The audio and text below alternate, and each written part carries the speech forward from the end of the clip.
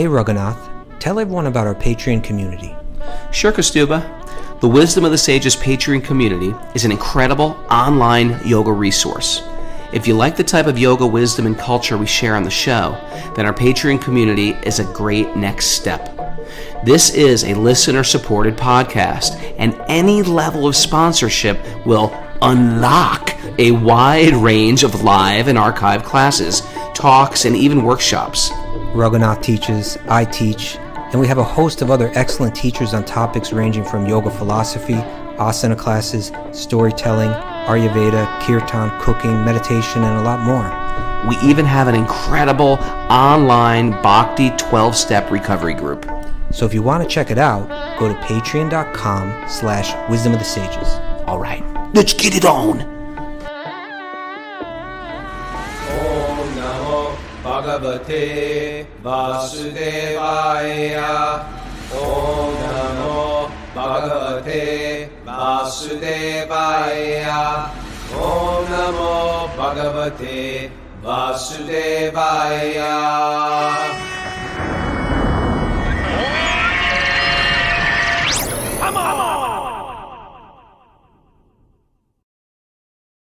From Wisdom of the Daily Yoga Podcast with your host Raghunath and our co-host and senior educator at the Bhakti Center in New York, Stubidas, is back from his day of frolicking in the Ganga. But he had such a good time, he played the Ganga theme song. If you join us on Zoom, you can join us on Zoom if you like to.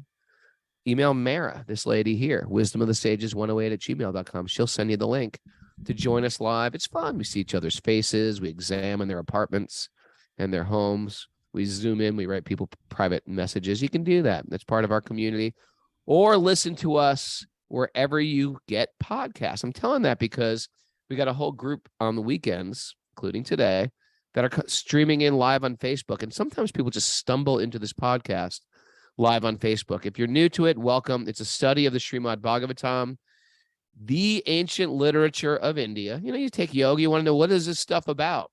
Sometimes people don't even know. They think, well, it's about, balance. It's about, finding calm or balance with your heart, your mind, your soul. We'll tell you what it's about. None of that here. None of that. No balance here whatsoever. Yeah. We want to get to the roots of this stuff. We're not just like guessing what it's about. And we do that by studying the literature of India, but not just like learning some archaic book, but how to make this stuff practical and come alive. It's through this incredible book, the Srimad Bhagavatam. Now, Saturday and Sundays, we have a guest. We had a great guest, Kastuba. You missed it, but it was our good friend Vaishnav and his wife Draupadi from Plenitude Farm. Plenitude. It's Plenitude. I've been saying it wrong for years. So it was a very nice interview. We all got inspired. And if you like it, if you're listening on Zoom, give me a thumbs up if you liked the interview yesterday. And anyway, welcome back, Kastuba. Thank you. Kastuba, the day off. And tomorrow you got a travel day too. You got the day off. No. Tomorrow we do the show. Oh, tomorrow's Monday. You're kidding me? See, Raghunath? I'm see what's going on here? I'm confused. Well, okay. No. I'm just thinking you're ready to jump into some kind of crazy show. You're going to do something wild, and you're just thinking about it. Hey, you know what? Yeah. All squirrels all day. Tuesday and Wednesday, I'm out. I got to travel. I think it's 36 hours about that. I just travel from door to door, something like that. It's a long journey home. Long journey. When you're coming from Mayapur, you got to go to Calcutta and then go to Delhi. Long straight trip it's been. That's not how the song goes. It's the Grateful Dead. Yeah. I never got into Grateful Dead. Did you? No. I had that one album. What was it? Maybe it was their greatest hits. Liked it, but shelved it quick. But I've been to a million Grateful Dead shows. I'll tell you that. Yeah, because you're distributing books at them. Yeah. You're trying to liberate them from LSD. Good job. I met a lot of great people there. I'll say that. And a lot of nice. I bet it's probably a very cool people. Very nice them. people that probably go to fish shows. I did fish as well. Fish heads. Mm-hmm. Anyway, how do you feel? How do you feel winding down from your trip in India? What a trip. Yeah. I'm getting the prayers in now. That the hours are running down. Say a prayer for me and Mara and the Wisdom of the Sages people. Just say, hey, please Please help I them. was thinking of doing a doing a Nishringa Yagna for Wisdom of the Sages and Wisdom of the Sages community. Nishringa, it. you know. Do it. All right. Okay, I'll do that. How about gonna just go to for yoga. the Zoomers? Forget those other people. They're just kidding. Just kidding. Everybody. No. Anyway, you listen Others, once, you everybody. get the benefit of the yugya. That there'll be no obstacles standing in the way of our serving in a united mood, you know, coming Sure. together, supporting one another, like that kind of thing, right? Because the world throws so many obstacles at you. Doesn't the Fight with aren't the each other. obstacles don't they make us grow? Yeah, but sometimes they're too much, and we and we And we turn away. we turn away. Yeah, it's just like yep. I think tomorrow I'll go to Give us the some yoga obstacles, but not like massive ones. Okay. Give us like little hills to climb. Don't give me K2 and Kailash and the Himalayas, you know. Give me Yeah. like a little hill. But tomorrow I want to go to Yoga Pit, where Lord Sri Chaitanya was born, Yoga and Pit. Shiva Sangan, where the Yeah. Sankirtan began, Yeah. and I want to go to the Sri Chaitanya Saraswat Gaudiya Mutt, where Have you not gone to these places yet? Have you just been like No, I haven't gone to hunkering any of these down? places yet. Nope, I haven't gone to any of You've these just been places. hunkering down on the campus, so to speak. Yeah, I mean, I've been going to Ganga every day, Okay. and I tell you, Raghunath, just the darshan in this temple is just powerful. You know, I there's will say Prabhupada, there's Narasimhadev, there's Panchatattva, Sri Chaitanya and his associates, and then there's Radha Madhava, Sri Krishna, and Radharani with the 8 gopis. I mean, you know, I if you've never been to Mayapur and you're sort of like, if you're sort of an opted in, I believe in Krishna. Krishna's my God. If you're that person, you are Go to going to be Mayapur. like in a fantasy land. It is like a Krishna conscious Disneyland and the ISKCON campus alone, you're like, I never want to leave here. Why Yeah. isn't the whole world moving here? If you're sort of Sure. like, you're either like, this is the biggest cult in the world, or this is the greatest place on earth. These are the two things that can go through even my mind. I was like, we're in a crazy cult, but it's a good one. It's a good crazy cult, or this is just like but it's but amazing. here it's the cult of Bengal, right? It's like, you know how many Bengalis are coming here every day? There's like thousands and thousands, and they're pouring in here. Yeah, just like pouring in like a tourist. I was just telling my friend this morning, it was like in India, you don't go to like Epcot and Disneyland with your kids. You go to Haridwar, you go to Mayapur, you go to, Balaji, you go to holy places, and they're sort of kid-friendly, fun, festive. By the way, I was up super late last night. Got back at 2 a.m. I picked up my son from the airport in Hartford, and he got back from Alachua, and He had a festive it was time. so nice to see. This is my 16-year-old son. He's like, Dad, I'm so happy to see you. I had such a great time in Alachua. And I was like, that is such a dad win. Like, he loves hanging out with his devotee friends. And it's just Are so you sure good. were they doing kirtan? What were they doing though? Whatever it was, they weren't doing anything bad. They're just hanging Okay. out. Just he's creating devotee bonds with Yeah, kids. it's beautiful. That's It's a so good. beautiful thing. It's such a don't spoil my parades, No, sir. I was I was just so happy. No. Now I'm it's thinking about them. great. What were they doing? What were they doing? They just hang out. They just have good, clean fun. It's just, I was so happy. I felt like I'm that happy. is such I'm a happy, relief. Rugger. I'm Such happy. a relief. So yeah, he's like, how can we get back next? How can we get back to like that desire? I want to hang out with the devotees. For a teenager to have that, phew. As a matter of fact, I think we got a question kind of about that, but we got to dig in here, Raghunath. Yeah, it's Q&A day, people. Sorry, I forgot to mention that. It's Q&A day today. We got a lot of cues, and I will say it's one of those days where like these cues are not easy. It's not like, yes, it's I think Krishna. we could- That's the name of God, Krishna. It's like these very nuanced questions that each one I read, I was like, yeah, it's no good answer to that. No good answer to that one. No good answer. No, but I was thinking the first one, boy, it's such an important topic, and we could definitely spend a whole show on it. But anyway, let's go. Let's Let's see not. what this all is. Let's not. And you always say that, but sometimes it's important to go deep into these things. So let's see. All right. Sometimes it's just good to, like a bee, boop, boop, boop, boop, boop, hit all the flowers. But you say Okay. that, but you never do. Don't I? No, you don't. Okay, this one's from Bailey. Bailey. Via Bailey. Discord. Remember Bailey from the summer? He came to Super Soul. Oh, it's Boy What? Bailey. I just recently met a girl Bailey. Okay, and I'm Boy thrown off. Bailey. It's Boy Bailey. Yeah. Bailey, it's a crazy ice storm here in Buffalo. So last night, for whatever reason, I had a dream that I was with Prabhupada. Does that have anything to do with the ice storm? Or is that a whole separate? No, you don't. Okay. Just Okay. read the next I had few a words. dream that I was with Prabhupada and in an ice storm. Okay. There you go. There we go. Question answered. But just continue. Connection made right there. We were trying to get somewhere in the car. And in the dream, I wanted to ask Prabhupada some questions, but I was too nervous.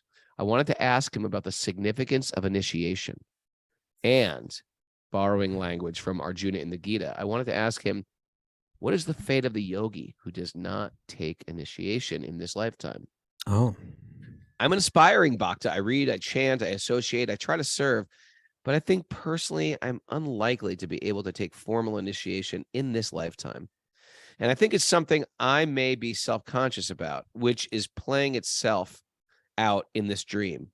Raghu and Kastuba, I was wondering if you could speak about the importance of initiation and what it truly means on an essential level for an aspiring bhakti yogi.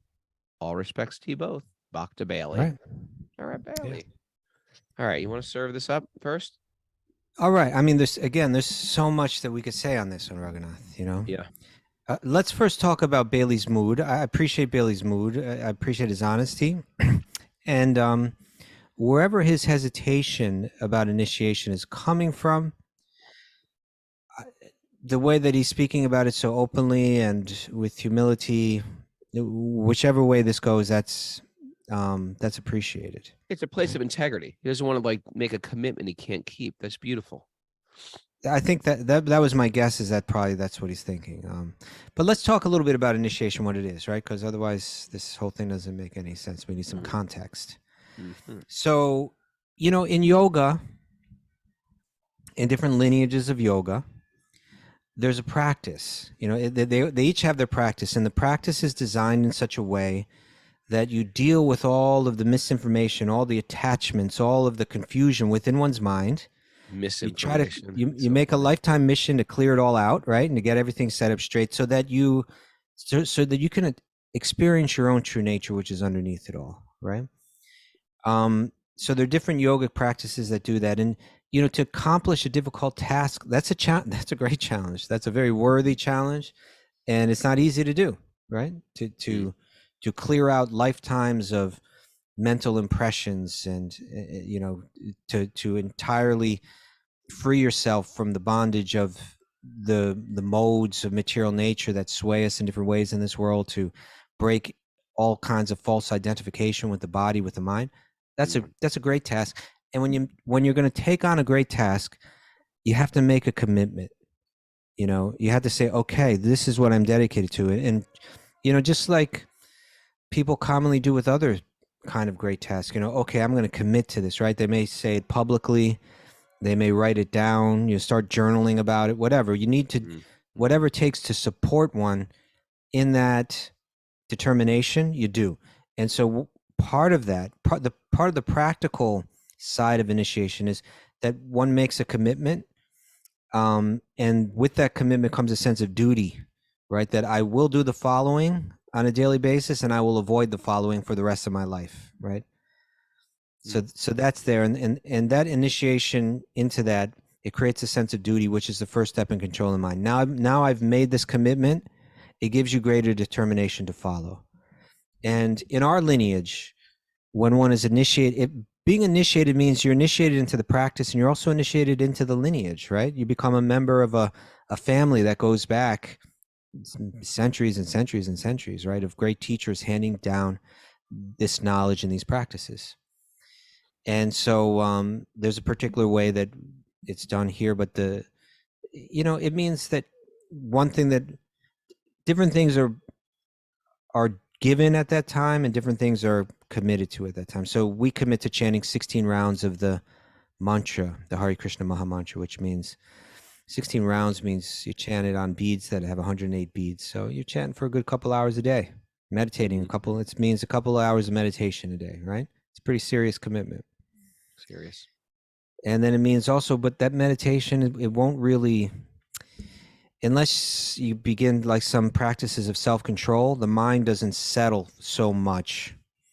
And Nice way to you put have a it. Nice way difficult to time. put it.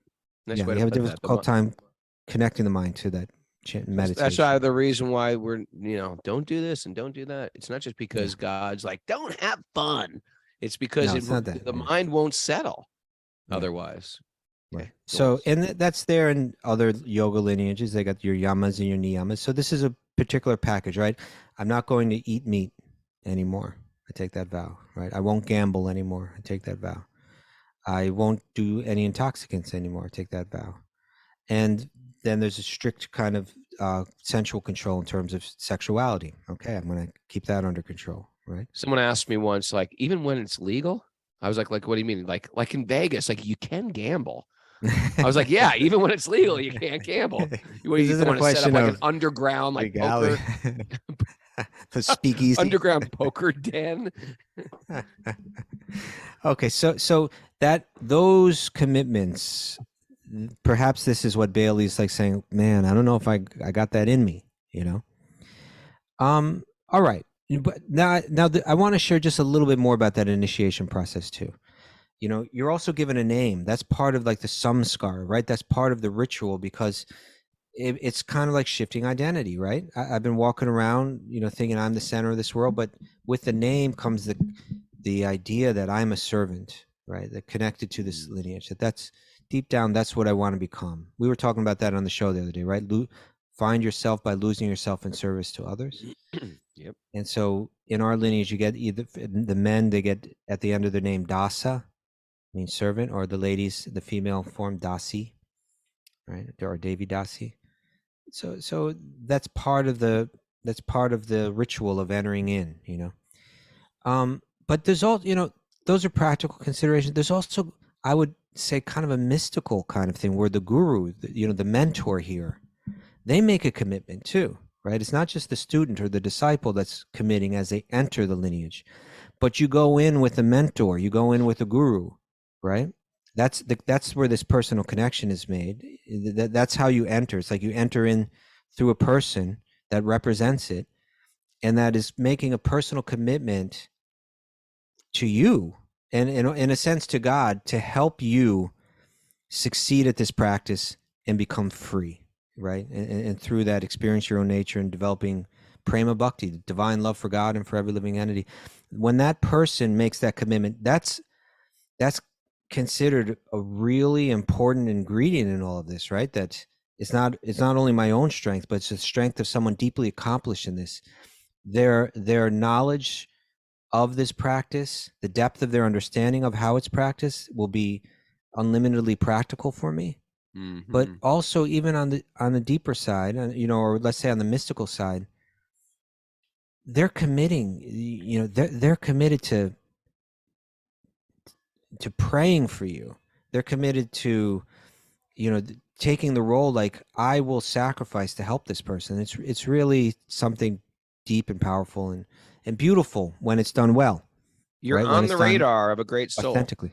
You're on the radar with a great soul. That great soul is praying on your behalf. That great soul has taken a personal interest.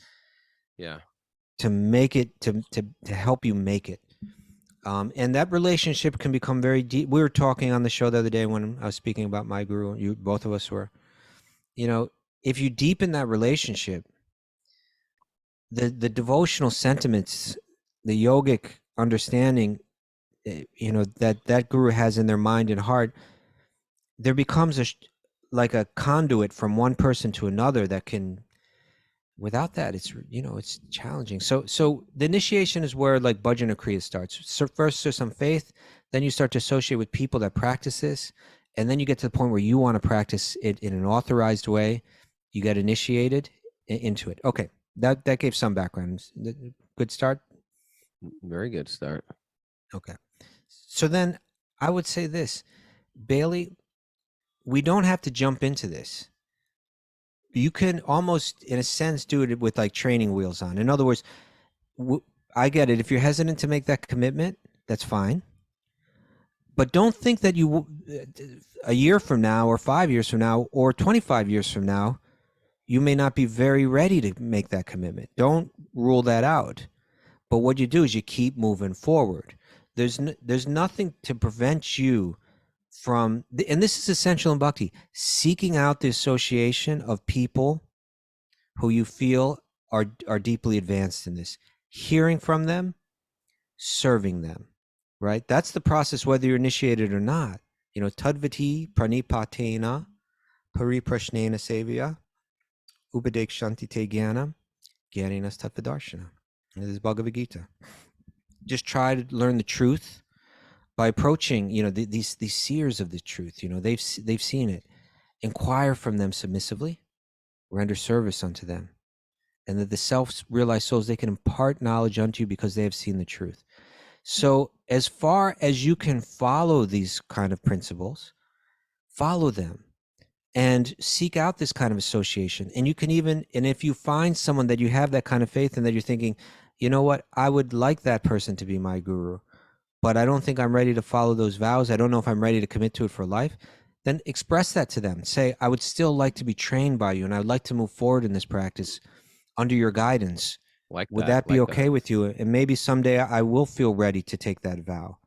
So there's nothing to stop you from keep moving forward, keep taking those steps. Don't worry about what step you're not ready to take. Take the next step that's right in front of you, right? And I would say that it's laid out in this verse. Find people that you deeply respect, inquire from them and hear from them with sincerity, and serve. That's also a very important part of gaining knowledge and being blessed with knowledge, is that willingness to serve. So that I would love to hear what you add to that, Raghunath. I'd probably go right to quoting a very influential 1970s TV show featuring Valerie Bertinelli, One Day at a Time. One day at a time. One day at a time. You want to move 1,000 coconuts? It's too overwhelming. How the hell am I going to do that without a backhoe or forklift? I'll tell you how. One coconut at a time. And the whole thing is like, I'm going to do it. And oftentimes that I'm going to do it thing is in the mode of passion. It's like there's no actually real, I haven't thought the whole thing through. How am I actually going to follow these principles my entire life? I'm just like over enthusiastic, or this is too much. I just can't do this. It's okay that there's some tension between there. Like, this is a lot. I'm not sure if I can do it, but I'm going to try. Let that tension exist. Don't be like, I can't do it, so I'm just going to walk away. And that's what people do. Oftentimes that mode of passion, that Raja Guna, we want to do it. We're excited to do it. And I want a name. I want a new name. I'm sick of me calling Billy. I don't want to be called Billy. I want to be Balaram. Don't go there. Right. Just don't want to get That's a name. Superficial. It's a superficial thing. The real thing is I'm connected to my tribe and through people. And you might not, you find people that give you accountability, and everybody needs this. Everybody needs this in bhakti. People can say, well, I just pray to Prabhupada, or I'll just pray to and you can do that as well. But you need human people, living people, community of people that will give you accountability. I like the idea of a formal initiation because it really, you connect in with a tribe. But like you said, I like the idea of saying, hey, I'm not sure if I can follow all these principles, but I want you to know I'm on the journey. I'm on the journey. And I want your help. And I want your help. Please look after me. I can't do this on my own. Americans don't like to ask for things like that. I can't do it on my own. I need help. We don't like to ask for help a lot. If I got this. We don't got this. That's okay not to get this. We need a team of people. We need community. Go on. I was going to say, if there's a guru figure in one's life, and someone approached them in this mood, saying, you inspire me deeply, and I admire the way that you serve. When you speak, right, it goes straight to my heart, and it makes me want to serve. I want to follow this path, but I honestly don't feel like I can make that commitment. Honestly, I worry that I'll be able to carry it out, but I want to keep moving forward. And would you be so kind to help me practice, to help guide me in this practice? It would mean so much to me. If I can't imagine that any sincere bhakti yogi wouldn't be like impressed with that mood, and it would. And what it would do is it would engender feelings of affection and care from them, you know? So I think approach it, if Bailey were to think of it like that and approach it like that, I think that would be good. I'll tell you something, after like over 3 decades of practicing this and seeing a lot of wonderful guru disciple relationships, and also seeing, you know, my share of catastrophes and heartbreaks. Mm-hmm. I think it's actually, you know, I admire that. I think it's a wise way to go. It's also wise. Just let me make sure. Let me spend the time to make sure that this is you know, this lifetime and, you know, eternal commitment that I want to make in this connection. You know, let me really get to know this person well and practice under their guidance. I think that's no harm. Cameron, who's on Zoom, brought up this good Yeah. point. He said, how practical can an intimate guru disciple relationship be when a guru may have hundreds, maybe if not thousands of disciples? Yeah. It's a great question, because you have to understand that when you have a guru, like Radha Swami, he's got so many disciples, he just doesn't have the ability, the human ability, to spend that much time with them. That doesn't mean we get a pass from, like, now I got initiated, I got that name, now I'm just gonna do whatever I want to do. I don't even have to follow the instructions of a guru. Yeah, it's like, that's because they're too busy. You still need people to hold you accountable to things in your life if you don't have that very personal connection. We can't beat the system like that. So you're still going to need people, but you might just be very strongly inspired by this person who's serving as an acharya or as a great master, and you want to be initiated officially like that. But you still need a community of people and devotees you respect. Krishna will send you devotees that you respect and look up to. You say, I need some accountability. Can you help me in this regard? And with we should want that, right? We should want that. Of course. And that person, you know, let's be clear. Yeah, in a lot of cases, that guru may have thousands of disciples, and you're not going to get a lot of personal instruction, but they may help guide you to where to find it. You know, and that's important. And again, we shouldn't underestimate that mystical side of that devotee making the commitment. You know, that devotee saying, I'm responsible for you. You know, as long as you're sincere and still determined to follow, I'm determined to carry out my end of this commitment. You know, whether it's that person's instructing you, you know, you take that into your heart, even if you're not with that person or don't get a lot of time with them, you're hearing from them still. You know, you open your heart to them in a certain way, that where their words and their message and their example changes your heart. So if someone says, I really would prefer to have someone that has time to give me a lot of personal guidance, I get that totally. And that you can do that. Or it may be like you mentioned, Radha Swami, like in Mumbai, where he's got thousands and thousands of disciples. He's also kind of created a system where those people can get guidance from his more elder disciples. Right. And they meet on a regular basis, like weekly, and they get together and they discuss and they have an opportunity to get more direct guidance from people that are entrusted by him. So there are different ways it can be done, but the sincerity has to be there in any case. I would, and of course, you can get inspiration from so many teachers in the lineage, including, you know, Radha Swami's books or Prabhupada's books, etc. But without that personal one-on-one, I'd feel like I would miss something. I have that in my life, and I want it in my life. And you can always get instructions, but to have that intimate accountability with a teacher, that's made my whole life special, I feel. You know. Right. All right. That was pretty good. That was good. All right. That was a good question. Next this is question. from Lauren T. via email. Lauren T. She's only 19 years old. Okay. That's amazing. When 19-year-olds ask us questions. Thank you for all you do, Miss Mara, Mr. Kostuba, and Raghunath. I am beyond grateful for your daily contributions and guidance, association, even though the podcast has been absolutely life-changing in navigating this life and all the wonders of Kali Yuga and expanding on the spiritual truths of the Vedas. I have been Even the Maybe big okay. association, even maybe through the podcast. Okay. I think it was As a really young successful. devotee, 19 years old, sometimes I find myself bewildered amongst people my age, chasing TikTok. Yeah, that's bad. Money, fame, etc. Mhm. Sometimes I find sadness without association of younger devotees that I can relate to in the time we are growing up in. I am immensely grateful for the association that I do have with other devotees through my Sage group and listening to the podcast daily. That's what a great attitude this kid, 19-year-old young adult has. I was love just it. curious as to the origin of this yearning for younger association.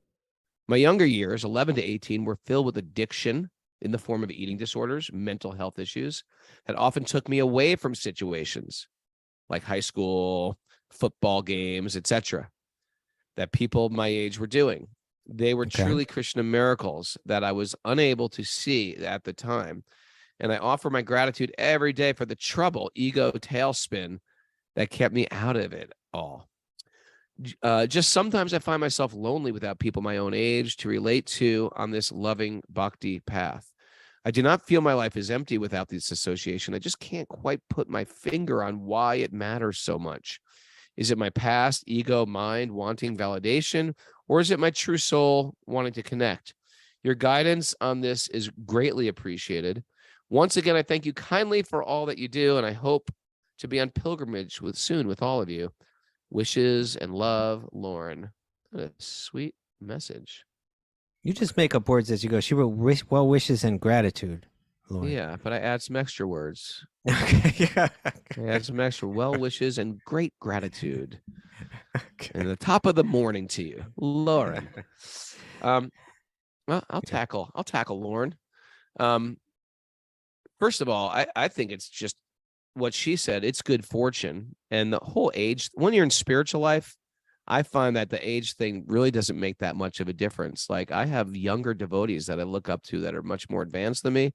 I have older devotees that I look up to advanced than me. I have older people in my life that I feel like are very new to a path and need guidance. And I have younger people that are new and need guidance. And then I just have friends who are just like, I look at each other as equals and we're on this path together.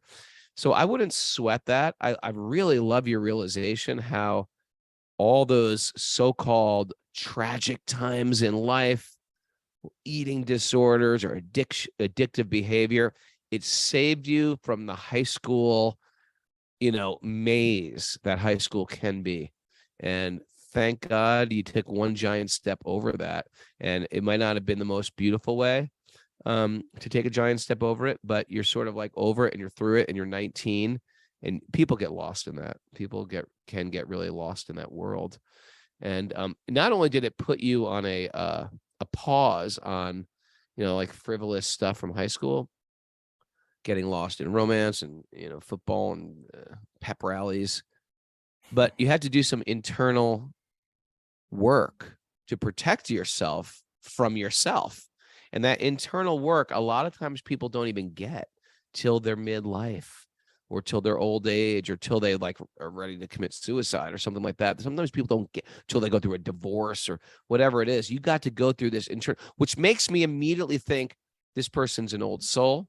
Krishna threw this little hill for her to climb so she can just like get very serious about her spiritual life, and immediately has given her a sage group and a sangha and a podcast to listen to on a regular basis. I mean, what a great way to spend your late teens. It's quite if I was to zoom out and just to see your life, I'm like, wow, this girl's been tagged at a young age to do some deep spiritual work and to do some and to live a very strong spiritual life at a young age. It's actually the whole thing is quite impressive. I wouldn't sweat the people your age. People will come in, and that is a problem in this world. Is there are old souls in this world? There are old souls in this world who, from a young age, have a strong spiritual calling, and it doesn't matter. Like you could marry someone, or you could be with people that are your age, but just might be way out to lunch, so to speak. They just may not be on that path that you are. So I think your desires and your yearnings that are strong and spiritual whatever age they may come in, they may come in. And I think it makes a big difference when you're 14, when you're 16. But once you're in your 20s, it doesn't really make a difference anymore. In your 30s, it doesn't make a person if it's a person's a decade younger than you or a decade older than you. If you have this like thread that ties it together, which is your spiritual reality. That's what I would say, Lauren. Okay. Do you care what I say, Raghunath? Do you What want do to you hear? say? What do you say? Okay. I was waiting for the cue, you know. This is what I said. First of all, I love Lauren's letter, and I would love to get to meet you sometime soon, Lauren. Thank you for writing in, and you inspire me. It's wonderful to hear this from you. Second of all, Raghunath, another thing about Mayapur here Yeah. is every day you get to sing this song. Like we go into the Panchatattva temple. This is a temple. It's destined to become a famous temple all around the world, right? Because they're building this massive temple, and these deities will be moved into that temple. But it's Sri Chaitanya, who is Krishna, come in the Kali Yuga, and his associates. And they sing a song to all this to him and all the associates. Sri Krishna Chaitanya Prabhu. Oh, they sing that song every day. Toya koro more. Right. It's a beautiful song where it's written by Narottam Das Thakur. Devotees.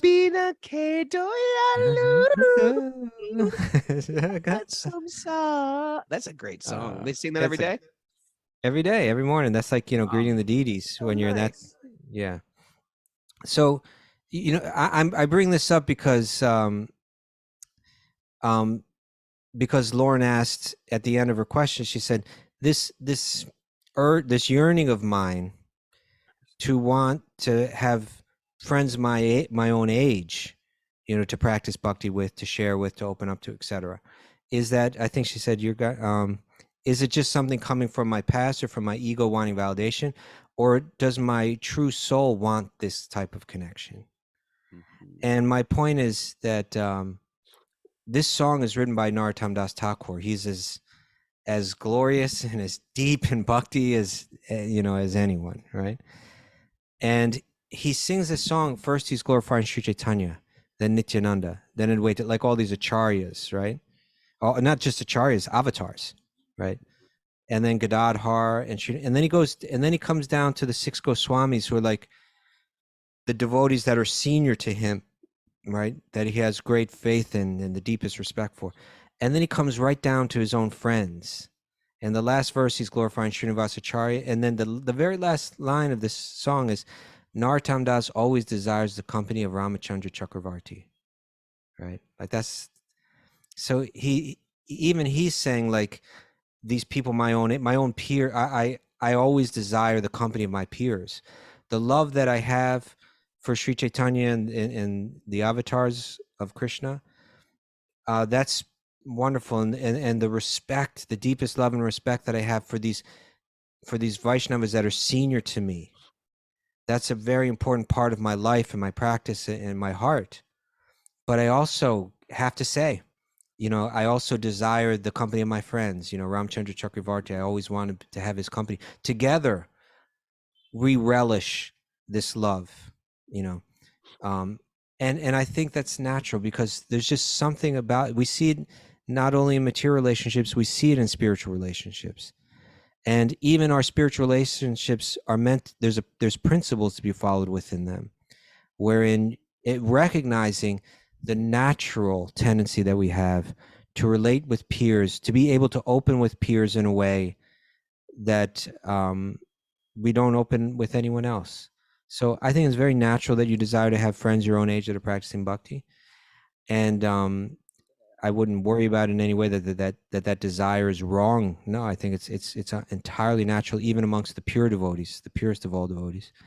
And I pray that you will find that association. I think, Krishna is in your heart, and that desire is very pure in you, and that before too long, I hope that you will find that.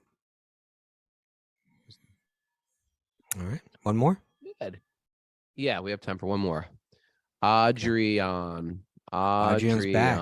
Adrian's back. He's here for last week's. Adrian. There's no accent. Is it Adrian or is it Adrian or Adrian? We're never going to get Don't this. know. Never. We will never, ever get this. Yeah. Good morning. It's Adrian again. I really appreciate the answer to getting any advice for the recovering atheist. He asked the question about I'm a recovering atheist. Yeah. Yeah. I've misrepresented myself as a current atheist, but it's something I've grown out of. I can more aptly describe myself as an agnostic. Difference is what, Mara? An agnostic doesn't really. Agnostic says I don't know. An Either atheist way. says I do know, and an agnostic says I don't know. Yeah, it seems like a safer bet to say I'm agnostic, doesn't it? I don't see how anyone could say that they're. Well, you can say you're an atheist like that's, but you have to admit that that's your faith, right? It's a faith-based philosophy. It's a faith-based, yeah. Agnostic is sort of like, what? I don't know. I don't have any faith. I don't have any faith yet, but although you do have faith in things, or else you wouldn't be able to. You'd be paralyzed. You wouldn't be able to do anything in your life. But no faith in the question of whether there's a God or God exists. Or something. Yeah. So I describe myself as such because I struggle with modern way of thinking. I've associated atheism with using rationale and skepticism. So really, I'm more of a recovering skeptic. Okay. I can fathom that we are spirits in a flesh suitcase, he wrote. I like flesh suit better. But my mind tries to intervene and contradict that. Even with instances of possible divine intervention, my mind tries to convince me that there are material explanations. Years ago, I almost died from a heroin overdose in my sleep, but somehow my friend woke up and like an angel saved me. My heart tells me there's a reason for the intervention, but my mind says it was the thumping around from the seizure I was having. Was God involved, or was it just a random material seizure? thing? Right. Okay, I get it. I'm in a spiritual crisis, looking down a dark hole seeking light. My heart believes that Krishna keeps pulling and pushing and seems to want to get closer, but my mind is foggy by tricks of Maya. I've been always attracted to the art of Bhakti movement, and I've always had a Gita sitting on my shelf and had japa beads before I appreciated chanting. All these things just floating around in my mind. Now I listen to the podcast every day. Oh, it's over. It's over. This material life is over. Can't listen to the Bhagavatam every day and not have the magic happen. Now I listen to the podcast every day, and I listen to and read Vedic literature. The songs of Bhaktivinoda Thakur tear my heart out. I'm really trying to open my heart to Krishna. Once, as a young man, during a confession, I told the priest, I don't believe in God. That's a big one to say to a priest. Okay. He said, I'm not giving God a chance. That wasn't enough to get me. So I tried to drown. So I drowned in Maya, and now I'm reaching out for Krishna's mercy. Is there any literature, any lectures that will help the spiritually vacant, anguished by ignorance? Sorry if this reads like a journal entry. I don't have anyone to talk to about this. Much love and appreciation, Adrian, via email, 222. So that, by the way, you can write us via email, wisdomofthesages108@gmail.com. We will read your message like we are, read Lauren's and Adrian's, and we'll read it. You can keep it anonymous. That's fine too. But if you want to write us, we'll answer them live. We'll try our best. It's a good one, huh? Yeah. I feel like he's doing what he's doing everything right. You just have to add Krishna to your life, and magic starts to happen. And that is true with anything material. That's like the secret. The secret is whatever you focus on, that becomes the center of your life. You could be focused on materialism. You could focus on sports. You could focus on working out. When you start focusing on spirituality is a real thing. Krishna is a real thing. When you start to focus on Krishna, how do you do that? You hear from the Bhagavatam every day, be it our podcast or some other source. You listen to lectures, you read books, you visit an ashram, you go on a pilgrimage. All of a sudden, you're inviting magic to happen. And the fact that you're even asking these questions, meaning you're accelerating the process. And guess what? It will accelerate as much as you can't just yell at your car and say, come on, car, accelerate. You got to put your foot on the gas. You got your foot on the gas, right? Then it'll accelerate. So as you step on the gas, so to speak, with your hearing and your chanting, Krishna is going to reciprocate. Krishna's real. He's a real being that reciprocates with the jiva.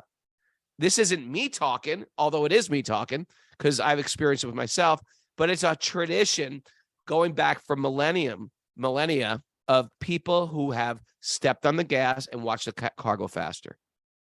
And sometimes the car like slows down only so we can push a little harder, and that's how it happens also. You get a taste and all of a sudden the taste dies. Krishna wants you to go further there as well. But basically, we're trying to get all our attention, which is splayed, and draw it right back to the center, keeping the main thing, which is Krishna Seva, devotee Seva. And it's happening. I'm watching it happen as I'm reading your email. What do you think? Yeah, I agree with you. I'm touched by the letter, and I sympathize with Adrian, because I can see that. Again, we don't know he or she, but Adrian, the mind is a bit troubled. It's going back and forth. It wants to have that faith, but it's not always there. And it's shifting, and that's an unstable position, and it can be. I'd imagine it can be like, painful. But so the question was, is there any literature or lectures out there that could be helpful? There's tons of stuff out there, no question. But the question is, from who does it touch you the most, right? You have to find that. Some people, people have different types of minds, or you could say different types of hearts. Some people are going to be more moved and convinced and fortified. Their faith will be fortified by like a more scientific presentation, and some people will feel that more coming from like a, I don't know, a purely, theological kind of angle or something like that. People are different. You have to find out who speaks to you in such. When you hear from a certain person or certain people, and you feel that faith increase, go back for more of that. Start to hear regularly from that source, and try to understand and try to observe your own mind. And when you observe your own mind, distance yourself from it, right? In other words, be able to look at your mind and say, oh, look at my mind and the ways it's not even making sense. It swings over here one day, it swings over there the next day. It doesn't want to settle, right? Try to feel yourself a bit disassociated from it and realize that I'm dealing with equipment that swings back and forth. It's not me. It's just one challenge that I'm working on. And even that practice of observing the mind can become powerful to free yourself from its, from the burden of it, like that. So those are just a couple thoughts, but I like what I'm going to say, and put your foot on the gas, keep taking your steps forward. Sometimes if you don't feel that faith, disassociate yourself, step back from the mind, and keep practicing, keep hearing from those sources, reinforce that. Probably you start hearing from other sources, and that starts to get the mind going in a different way. Here's the purer you're hearing, the more powerful you're going to be able to overcome the obstacles of the mind. Here's the Gita for the doubting soul. There's neither pleasure in this life nor the next. Or the next. Yeah, right? You don't even get pleasure in this life from living in doubt. What to speak of if you're going to doubt, why not doubt your doubts? Okay, that's another thing you can do. Why not doubt your doubts? All right. I think that's it. Huh? I think that's it. Mara, you got the music lined up? There she goes. She's on it. Mara's on it. Kastuba, you're on it. You're leaving Mayapur when? When are you traveling away? I got another full day. You got another full day, okay. Yes, so we're on at 6 a.m. Eastern time tomorrow. I'll be there for that. Back up at 6 a.m., okay. I get it. To this. Gotta get my sleeping schedule figured out. Up too late, slept in. I think I'll be able to do it. All right, everybody, thanks for joining us. Q&A day. Thanks, Zoomers. Hey, Zoomer people, if you like what we're doing, email Mara or check us out wherever you get podcasts. You go to YouTube, hit the bell icon, subscribe, leave comments, or go to Apple Podcasts, Spotify, Stitcher, things like that. Maybe I wonder if we're on Sirius FM. No, that's like a No, they have podcasts too. yeah, but that's like a whole channel. Like, I mean, this whole different thing. So is Spotify. All I'm saying is we're out there. Just Google us. You'll find us. And you can Google listen to us podcasts. every day studying the Bhagavatam. It's fun. It's fun. We got a good group of people here. They keep coming back. So I think something good is happening. You know, Raghunath, if people are hearing this, then they already know where to find us, right? No, not necessarily. They could be on Facebook and they just follow me on Facebook. Oh, on they Facebook. Like Okay, hardcore. good point. Okay, gotcha. That was my thing. Gotcha. We're on Pandora. Oh, if you're on Pandora, you're on Sirius. Okay, I don't know. Anyway, thanks for joining us. Or join us on Zoom. Zoom's fun. Email Mayor, wisdomsages108@gmail.com. Boom. Come to Italy with us for our Italian retreat is happening. We got a good group of people. And, but we have some people are just like on the fence. If you're on the fence, jump the fence. Put down. Is Yamuna Jelly coming to Italy? Thumbs up, Yamuna Jelly. Where is she? Yamuna Jelly, are you coming to Italy? She's like, nah. He's on the fence. All right. She's on the fence. She's a jump. I'm talking to you, Yamuna Jelly. You jumped that fence. Who else is on the fence? Bring some jelly with you. Who else on there? Neil Maxwell. Are you on the fence? What's up with you? Oh, I'm a Professor definite no. Snooki. Professor Snooki belongs there. Yeah, She says she's on the fence. Fence. Bring a kid too. I tell you, if you have a partner that's sort of like, well, whatever, my spouse is into Krishna, but I'm not so sure about it. Bring them. This is one of those easy in for your partner that's like examining you. Watch this podcast every day. It's a good one for them. That's how we got the chief. Yeah? Yeah. That's right. He came to Italy. That's how he got his conversion. What's the matter with you? Let's get Yasso. Yasso, get the hell out of Brooklyn this summer. Get to Italy with us, Yasso.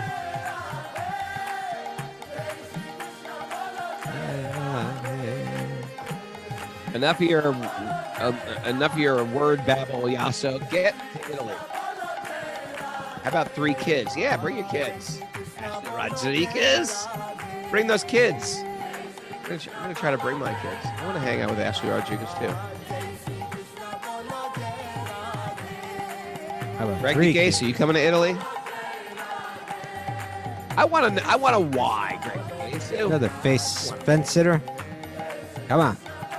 Any What good Greg flights did? out there? Greg No, came to it's Colombia. summer in Italy. There's no good flights. But you should check Milan and Bologna and even Pisa. Not Pisa. Bologna. What's the other one? Well, Italy's close. Rome, which is like Pisa, really. Florence. Oh yeah, Florence. Florence is right there, but okay. John Thornton. How come Yasso be broke? He works so much. Radhe.